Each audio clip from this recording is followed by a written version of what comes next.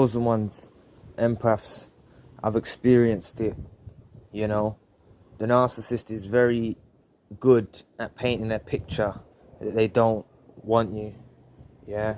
They're very good at displaying a cold shoulder, making you feel unloved, making you feel unwanted, sometimes even discarding you, leaving you alone, making you go through severe pain, you know, feeling lonely, you know. And you're thinking back to the times of when you used to be with them, you know.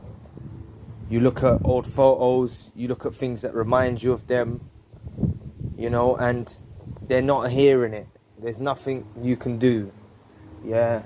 You try all jumping through hoops to try and make things work out, but they continue to hold this frame against you that they don't want you and they can do better, yeah.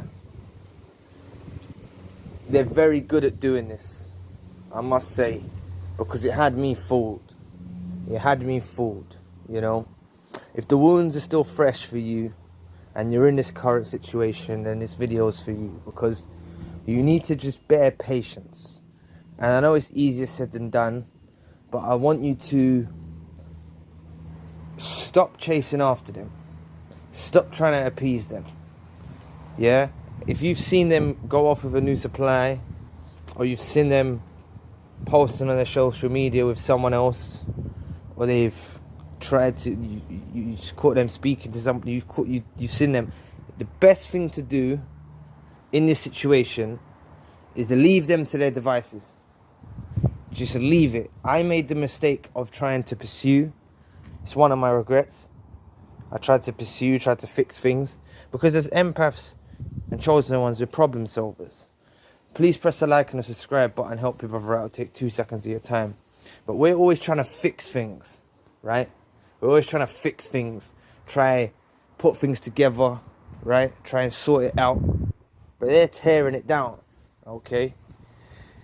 But there's a hidden hand, and there's something that takes place. It's like, the problem with the narcissist is, right, all the love, the care, the compassion, the mercy, the empathy, everything you poured forth into this individual actually inflates their sense of self. It inflates their ego, and it makes them blow up like a bubble. They blow up, they're inflated. Nothing can touch them, you know? So much so that in their delusional state, they surpass looking eye level with you. When they met you, they were looking up at you. You're the special one that comes into their life. They've never had a lover like them, like you before. They told you all these wonderful things. But when you continuously poured this love forth into them, and poured it into them, and poured it into them, tried to fix it up, tried to do things. Yeah, we all have our bad days. We're not all perfect, but we poured forth our love, yeah, into them. They get so inflated, they begin to blow up, and they go beyond seeing you at eye level, and they start to look down at you. Okay? They start to look down on you and think, oh, what's this piece of trash? You know, they'll start to look at you like you're trash. They'll start to get wide-eyed, and, you know, they're looking at their friends' relationship, and they're looking at the social media and the celebrities, and they're doing all of this stuff, and they start to want other than you, right? They want other than you. So they'll deny you of love. They'll deny you of compassion. They'll deny you of all these things. And you're merely just facilitating their needs. You're facilitating their needs, whether it's finances or other areas, you know. But they're holding back everything from you, okay?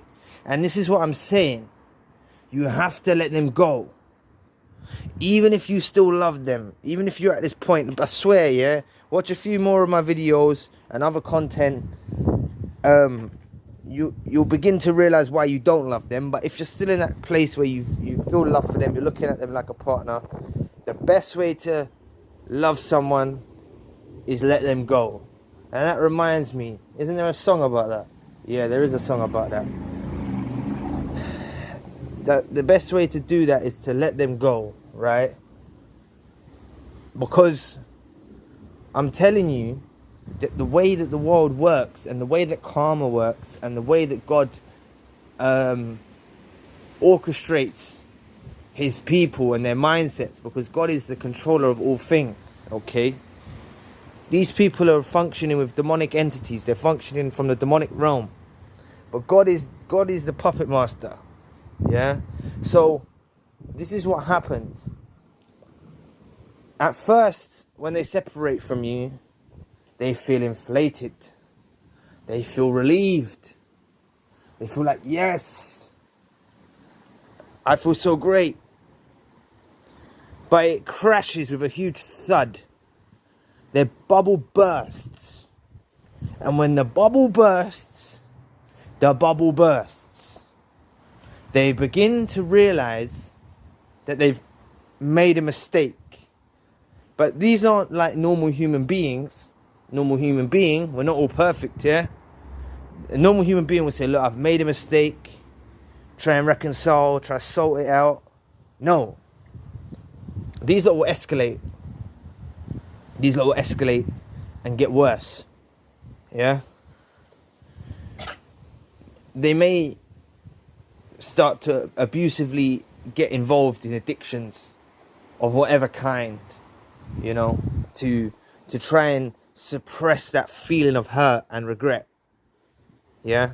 Because you've got to understand that this hurt and this regret doesn't coincide with what they presented their case about. They presented their case as you're the scum to their friends, to their family, to their flying monkeys. So it's very hard for them to go back and walk down the road with you holding hands. But the reason why I say let them go is not for you to get back with them. It's to show them. Because when you deny them of your love, mercy, compassion and everything like that, they then need it. They need it. They need it. Even when I was with the narcissist used to say, when are you coming back from work?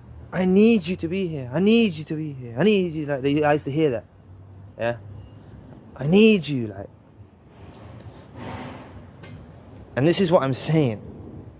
The more you appease them, the more you stay around them, the more you bend over backwards, the more you help them, it gets to a point. In the beginning, you can do that, fine. But over the course of months or years or whatnot, they get so inflated that they look at you like trash. And they do. They don't look at you as a partner. They look at you as scum. And the reason why they look at you as scum is because it's how they think of themselves. Okay? I should have said that earlier. But they think of you as scum because of the way they think of themselves. Okay? They know they're unworthy of love. They know they're masquerading through life with artificial light and a mask. They know they're trash. So when they see someone like us loving that trash, caring for that trash, it makes them uncomfortable. Because they know they don't deserve love. Deep down. It's very confusing within their own minds. But this is why they don't respect you for loving them. Yeah, they're very sadistic. They don't respect you from loving them. Okay? And whether you even punished them or you done something to them, both is form of supply. So either way, you can't, if you just started being horrible to them, they'll just play the victim. Oh no, no, no. They'll call police. They'll put fake allegations on you. Any form of it is supply for them. But I'm just trying to say to you that if you really love them, you still think you love them, yeah? I want you to let them go. Because if they're not a narcissist, let's just say they're not a narcissist, sometimes in a normal functioning relationship, going your separate ways can put you on better terms. It really can. Because these emotions that I'm talking about are natural emotions, you know? You've got to look at it from, imagine, you know, us, we get tired of someone, we get like, okay, and we get something new, and then we realize we miss our ex, or we realize that we, you know. But theirs is intensified to such a degree. Theirs is intensified to such a magnitude, right? That it was an extreme. They're very extreme at either spectrum. They're very extreme with everything. So they extremely dislike you. Once they start to inflate and blow past you and start to look down at you, they extremely detest you. They extremely dislike you. They extremely look at you with disgust. They extremely look at you this way because you pour forth love into them. They look at you as unworthy, yeah? They know they're unworthy, but they look at you as unworthy as well because you're loving something that shouldn't be loved. But when it comes to the flip side of things, when you've given them some space and you've gone your separate ways and you've given them time to let the superficial reality of being excited about being single again and about being separate from you, when you let that settle, the dust settle, that's when they get this reality check and they'll be wishing for you back. They wish for you back. They do. But they don't know how to pursue it. This is why you'll get silly hoovers. You'll get silly things that you can't really work out, where they're being nice, or they're trying to do this, or they're trying to do that, and you can't really fathom it. But they're doing these things to lure you back in, because you have to understand the only way they got to know to be with you in the first place was wearing this mask and luring you in. So after they get this realization, they try to lure you in without giving too much away. They don't want to break down and say, I'm so sorry, I want to be with you, you know.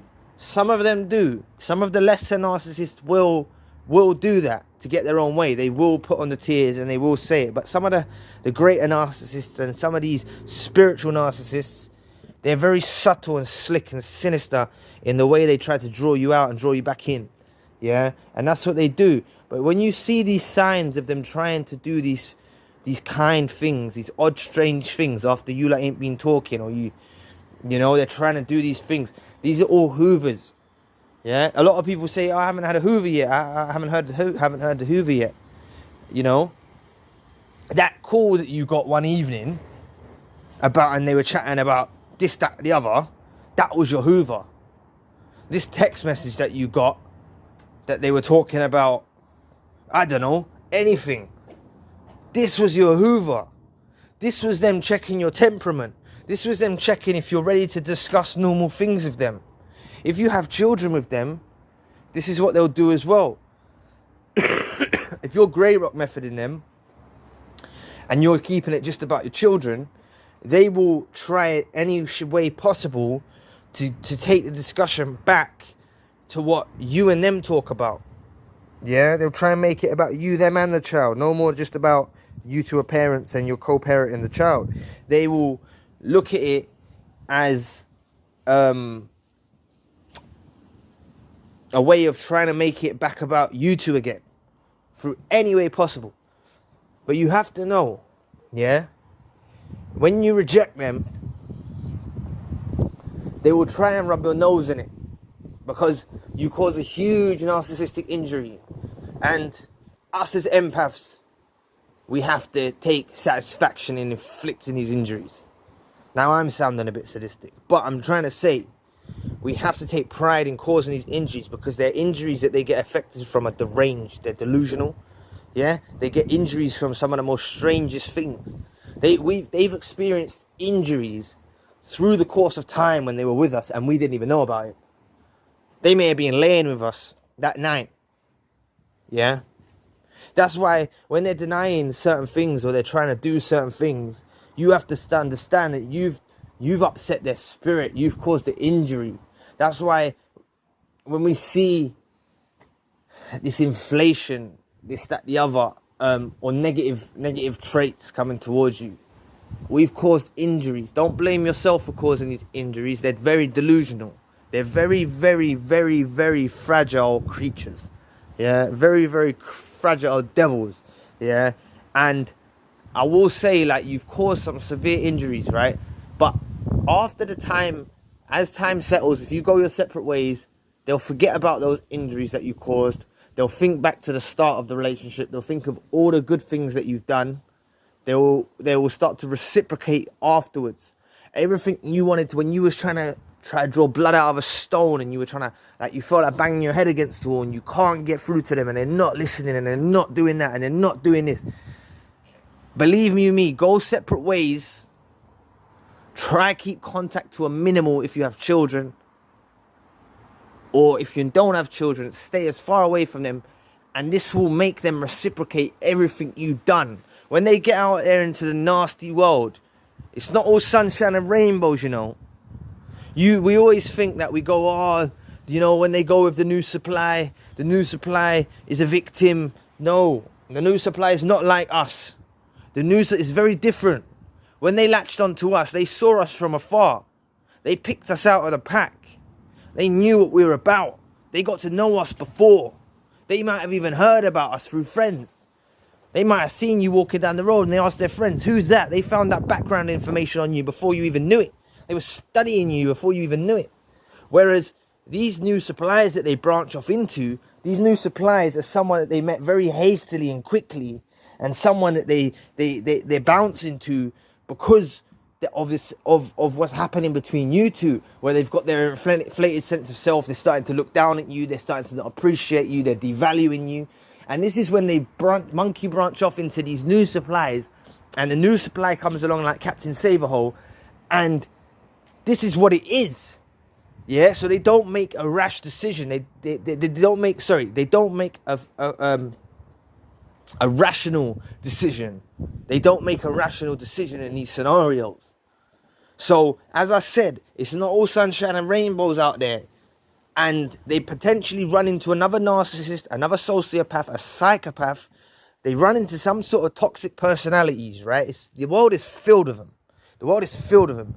And it's not sunshine and rainbows. And it's very rare that they find another empath, or it's very rare they find another chosen one. This is the real reality of the nature, okay? This is the reality of the scenario. I was at the place in my life where I used to think, but back when this was fresh wounds for me, and I used to think to myself, oh my God, they don't love me. Oh my God, how am I going to live without them? How am I going to function without them? Believe you me, just let time go on. I say this all the time. Time doesn't heal, but through time you learn how to deal with it. When you go through this experience, it strengthens your spirit. You get a newfound spirit about you. Yeah, you walk into your purpose. You'll find a myriad of things, of benefits. And I'm not saying it happens overnight, you know? Like, you go your separate ways overnight, you wake up in the morning, oh wow, everything's beautiful. No, I'm telling you, sometimes it can take years, but I'm telling you, you will get there. And that's why I say, don't just rush out into a new relationship to mask the pain, you know?